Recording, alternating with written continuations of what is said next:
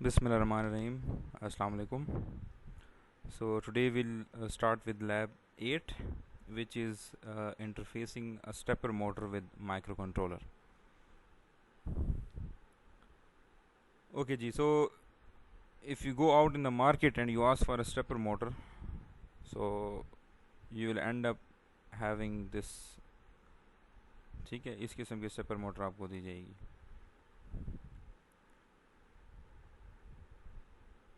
Ji, this is a unipolar stepper motor जिसमें 4 coils होती हैं.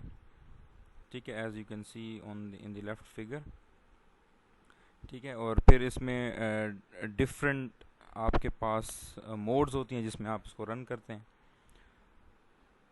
अच्छा, इसमें जो फ़ायदा ये होता है कि स्टेपर मोटर का जो स्टेप एंगल होता है, मतलब कि एक आप उसकी कॉइल को जब रन करते हैं, वो जब स्टेप एंगल अभी अगली स्लाइड्स में क्लियर हो जाएगा क्या होता है. तो इसकी जो रोटेशन होती है ना, वो बड़ी ही प्रिसाइज होती है. ठीक है, नॉट अनलाइक डीसी मोटर की जिसको आप जैसे ही करंट देते हैं तो बस वो मूव करना शुरू कर देती है. ठीक है, तो इसमें आप जो है रोटेशन बिल्कुल कैलकुलेटेड रोटेशन से आप इसको घुमा सकते हैं. तो इसका जो एक यूज़ आप कर सकते हैं वो हो सकता है इन कन्वेयर बेल्ट सिस्टम कि जिसमें आपने डिस्टेंस मेजर करके, for example you have automatic bottle filling machine है या स्प्रेइंग मशीन है, एनीथिंग जिसमें आपके पास एक ख़ास डिस्टेंस पे एक बॉटल या एक यूनिट आता है. आपने उसको ख़ास मूवमेंट देनी होती है. फॉर एग्ज़ाम्पल उनके दरमियान जो डिस्टेंस है वो है 10 सेंटीमीटर. तो बस 10 सेंटीमीटर की मूवमेंट देने के लिए आपने फिर इसकी रोटेशंस कैलकुलेट करनी होती हैं और उस हिसाब से आपने इसको पल्स प्रोवाइड करनी होती है. तो ये इससे आपके पास एक कैलकुलेटेड रोटेशन आती है. तो इसके फंक्शनैलिटीज़ जो मेन फीचर है वो ये है. अच्छा, इट्स अ डीसी मोटर.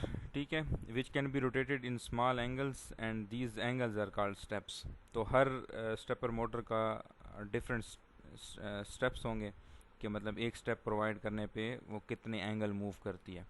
तो वो आपको उसकी डिस्क्रिप्शन में मिल जाएंगे. अच्छा, तो ये जो इसकी मेन खासियत वो अभी मैंने बता दी कि it needs precise rotational movement. ठीक है, तो ऐसी डिवाइसेस जिसमें प्रिसाइज रोटेशनल मूवमेंट चाहिए होती है तो उसमें आप स्टेपर मोटर यूज़ कर सकते हैं. अच्छा जी, स्टेप एंगल क्या होता है कि it's the angle in which the rotor moves when one pulse is applied. ठीक है, तो आप जब एक पल्स प्रोवाइड करते हैं या जितना एंगल मूव होता है उसको स्टेप एंगल कहा जाता है. फिर स्टेप्स पर रेजोल्यूशन है. इसका ये मतलब है कि आपने कितने स्टेप्स प्रोवाइड करने हैं so that you can complete 360 degrees. ठीक है, तो वो भी हर स्टेप के डिफरेंट होंगे, तो उस हिसाब से आपने रोटेशन कैलकुलेट करनी है. अच्छा जी, तो फिर इसमें दो टाइप्स हैं, यूनिपोलर और बाईपोलर. फ़र्क सिर्फ इतना है कि यूनिपोलर में आपके पास 5-6 वायर्स होती हैं जिस तरह यहाँ पे दिखाई गई हैं, जिसमें 4 वायर्स कॉइल की होती हैं और बाकी जो है 5th या 6th जो होती है वो कॉमन होती है. बाईपोलर में you are only have 4 wires that are coming out, तो उसमें कोई कॉमन वायर नहीं होती. अच्छा, हमारे केस में हम यूनिपोलर मोटर के साथ काम कर रहे हैं. अब यूनिपोलर जो है वो 3 मोड्स में आप चला सकते हैं. The first one is the wave drive mode. अब वेव ड्राइव मोड में क्या होता है कि आप एक एक कॉइल को इन अ सीक्वेंस आप पल्स प्रोवाइड करते हैं, एनर्जाइज करते हैं. ठीक है, मतलब कॉइल 1 को किया, फिर दूसरे स्टेप में कॉइल 2 को, फिर कॉइल 3 को, फिर कॉइल 4. ठीक है, so in this mode one coil is energised at a time and so the all 4 coils are energized one after the another. अच्छा, this mode produces less torque than full step drive mode. तो जो full step drive mode है उससे कम torque produce करता है लेकिन it is more energy efficient. तो वो हम आगे देखते हैं कि फुल स्टेप ड्राइव मोड क्या है. अच्छा जी, सो ये स्टेप्स आपने प्रोवाइड करने होंगे अपनी स्टेपर मोटर को if you want it to run in a wave drive mode. तो यहाँ पे देखें आप क्या प्रोवाइड कर रहे हैं. वाइंडिंग ए को आप 1 दे रहे हैं, इसका मतलब वाइंडिंग ए ऑन कर रहे हैं, बाकी ऑफ हैं. फिर इस तरह से 2 को आपने 1 दे दिया, बाकी ऑफ कर दी. 3 एनर्जाइज कर दी, बाकी ऑफ. 4th एनर्जाइज की, बाकी ऑफ. इस तरह से ये आपने स्टेप्स 1 2 3 4 1 2 3 4 1 2 3 4 आपने सीक्वेंस में देने होते हैं. अच्छा, अब अगर आप स्टेप्स दे रहे हैं 1 2 3 4 ठीक है, इस सीक्वेंस में दे रहे हैं तो it will move clockwise rotation, और अगर आपने एंटी क्लॉकवाइज घुमाना है तो इन स्टेप्स को आप अपोजिट कर दें, मतलब 4 3 2 1। अब अगर आप इस सीक्वेंस में देंगे तो it will move in the opposite direction, that is anti clockwise. ठीक है, अच्छा, then you have the full drive mode. इसमें क्या होता है कि two coils are energize at the same time. ठीक है, this produces more torque as compare to the wave drive mode, but here the power consumption is also high. तो ये फिर आपकी उस पर डिपेंड करता है कि आपकी रिक्वायरमेंट क्या है, तो उस हिसाब से आपने मोड सेलेक्ट करनी होती है। बट जनरली हम लोग वेव मोड में ही कर रहे होते हैं। अभी हम जो लैब है वो हम इसी मोड में ही आपने परफॉर्म करनी है। ठीक है, वेव ड्राइव मोड में। अच्छा, इसमें क्या है, टू कॉइल्स, तो पहले वाइंडिंग ए बी, फिर बी सी, फिर सी डी, और फिर डी और ए।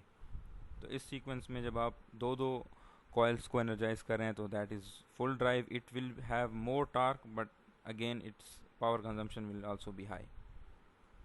अच्छा, then you have the half drive mode. So this is a combination of the full drive and the wave drive. इसमें क्या होता है कि आप एक स्टेप में हाफ ड्राइव वेव ड्राइव कर रहे होते हैं, जिसमें आपने एक कॉइल एनर्जाइज होती है, दूसरे स्टेप में आप दो कॉइल एनर्जाइज करते हैं, फिर तीसरे स्टेप में एक, फिर चौथे में दो, तो इस तरह से। तो इससे जो इसका जो एक मेन एडवांटेज है वो इसकी एंगुलर रोटेशन जो है वो मोटर की ज़्यादा हो जाती है। ठीक है, तो वो स्टेप्स में आपकी जो रोटेशन है वो इंक्रीज़ हो जाती है, तो ये फिर जल्दी 360 डिग्रीज कंप्लीट कर सकेगा। तो ये फिर डिपेंड करता है आपने कौन सी मोड कहाँ पे लगानी है, that is based on purely on your requirements. लेकिन for the purpose of this lab we will be using the wave drive mode. ठीक है, ये वाली। तो आपने ये सीक्वेंस भेजना है। अच्छा जी, अब कनेक्शन की जहाँ तक बात आती है तो ये तो वही सिंपल चीज़ हो गई कि आप, ये माइक्रो कंट्रोलर है, ये आपने क्लॉक दी हुई है, और ये आपने रीसेट और ये पिन 31 जो होती है वो दी हुई है। अच्छा, अब मोटर के कनेक्शन डायरेक्टली माइक्रो कंट्रोलर के साथ नहीं करने। उसकी रीज़न ये है कि मोटर को जो ड्राइविंग करंट चाहिए होता है वो is way greater than the micro controller can provide. ठीक है, तो और दूसरा ये होता है कि अक्सर मोटर जो है वो वोल्टेज भी उसकी डिफरेंट होती है। लेट्स से अब इस एग्जांपल में this stepper motor requires 12 volts, तो अब 12 volts this works, your micro controller only works on the 5 volts. तो उस केस में क्या करते हैं, हम इंटरमीडिएटरी कंपोनेंट लगाते हैं जो कि ULN 2003 है।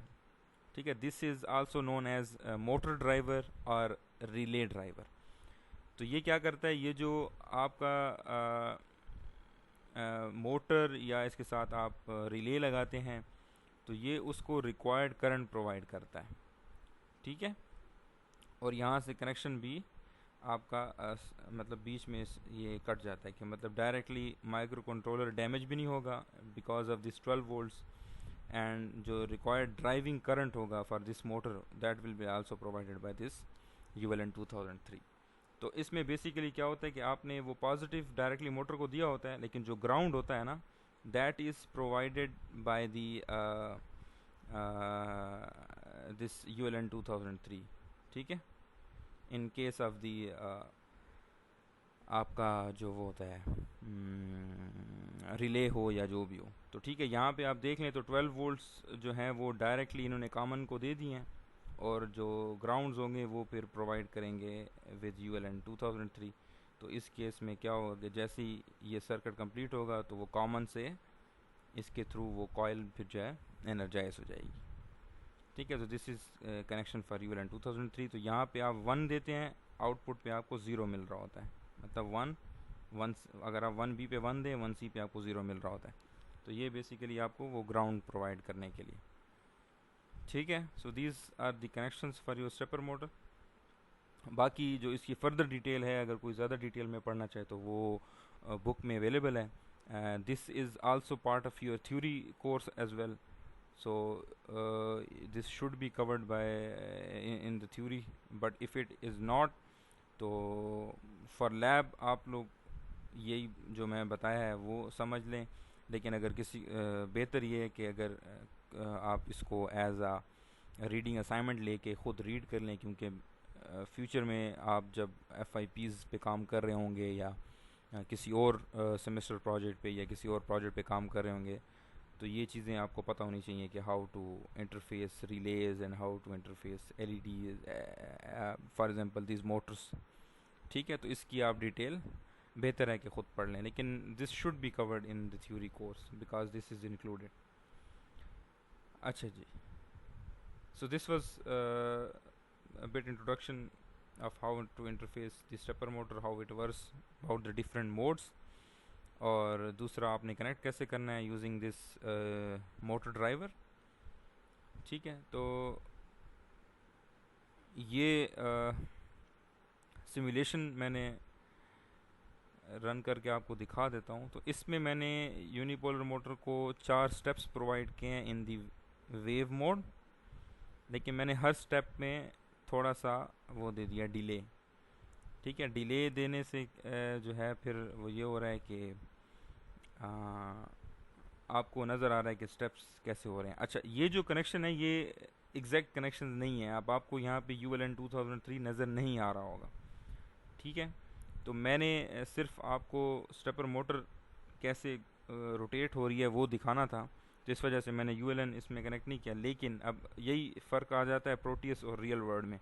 अब प्रोटियस में देखें तो ये डायरेक्टली कनेक्टेड है with the micro controller and everything is fine. ठीक है, लेकिन एक्चुअली आपको ULN 2003 के साथ कनेक्ट करना होगा। ठीक है, तो प्लीज़ डोंट फॉरगेट। तो and this should not be taken as the exact circuitry. ठीक है, ये मैंने आपको सिर्फ समझाने के लिए कि रोटेशन कैसे होगी।